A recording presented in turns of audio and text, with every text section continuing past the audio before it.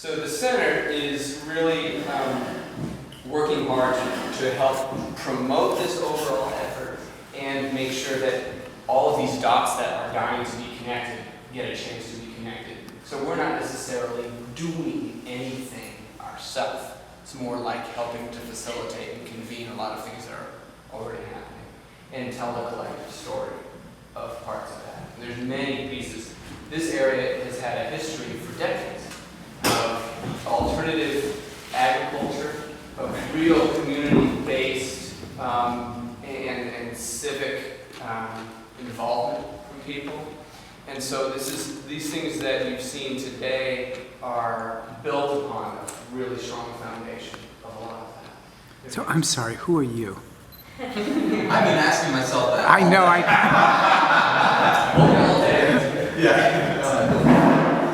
My name is Tom Gilbert. I'm the executive director of the Highfields Institute, also here in town, and we are a nonprofit providing technical services and consulting services to farms and communities in farm scale and municipal composting programs. You remember in the video, the compost piles? Yeah. That's this guy. Okay. So all the food scraps from local businesses here, including Claire's, end up at our facility, but the bulk of what we do is actually develop these programs out elsewhere in the state or in the region. So that's all that I want to say about the center. This is the office space for it. And there's different things up on the wall. There's the mission and vision over here and goals. We've got several board members here and probably some more that will be coming. Tom's the board member, Linda and Amy are board members, and myself. So I think now, since we've got some new folks in here, let's do brief introductions. And it started with the back of the land folks kind of like trying to figure out where they could get Whole Foods locally. And it really ended up being kind of the hub of the community because there was no other meeting place as the bars folded, or that you didn't feel quite comfortable going into them. And I would say that it's kind of the anchor for a lot of these businesses that you have met with today. Why they end up settling in this greater Hardwick community was because the co-op was here. And it's boggled my mind to watch. It feels like a flower blooming. It just keeps opening and opening of this amazing amount of creative energy that people have to start all these new businesses. It's almost like if you were so far down as a town, there was no place to go but up. So it's pretty exciting, and it just really feels like that everybody's helping each other create these great businesses, and everybody's very supportive of them, and it's an exciting thing to watch everybody working together. But Hardwick was built on the granite industry, and this property that Tom was talking about, this is actually a picture of that property, was sort of the hub for the granite industry in Hardwick. And the trains would come in here and get loaded with cut granite. And it's kind of this exciting metaphoric change for the community that when the granite industry was the hub of the economy, this was the heart of it. When was that? 1890 to 1920, give or take. There were actually 300 granite companies over the course of a few decades operating in the surrounding valleys and hills. This is really prized granite around here. Actually, a number of buildings in DC are built out of Hardwick and Woodbury granite. And you know, if you go, when you walk out of here, there's a big abandoned hotel on the corner. I mean, this was a really booming town at the turn of the century. Anyway, you know, in purchasing this, we've been able to, or the vision is to take what was the heart of the granite industry when the granite industry, you know, was created vibrancy here, and then now turn it into a food hub to create it as sort of the heart of the food industry. And so to me, it's just there's sort of this really beautiful cycling of that property that sort of sums up a lot of the history and the future all at the same time. Says that there've been all these ups and downs over the 20 years that I've been downtown, and you've seen it too. Just it'll seem like things are on a really good track, and then we'll have a really huge fire, or will there be a lot of new businesses and a lot of new energy, and then it just kind of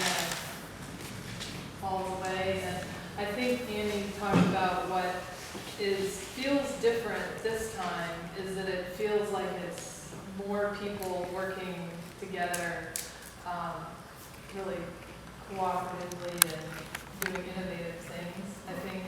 And we've had people come over the years, some people at UVM got a grant from the Ford Foundation to come and do this sort of Renaissance project in Hardwick, and other people, the Renaissance project, what was that? I'm trying to think what that even, they were trying to get businesses to work together, I guess, but that was more of an outside. There have been a few efforts of people coming from the outside And to get people to get us to work together or create economic development, but what's happened this time is a really, organic, no pun intended, process. But my sense is that there is an unusually high level of unity, cooperation, mutuality that seems to be anchoring what you're doing. And I just wanted to, and I've heard both of you mention that, I would like to just invite some folks to share a little bit of what you think you're doing that's causing that to happen in a lot of places where it's just not happening. I like to think it's because we have winter. Unifies all. Yeah, right, Don't be everyone's so ready, your loose up. car in the snowbank, and you want to be on friendly terms with the first one that goes by to rescue you. Well, it's really, you're saying something that I was gonna say. We still have town meeting in all of the towns around here, and,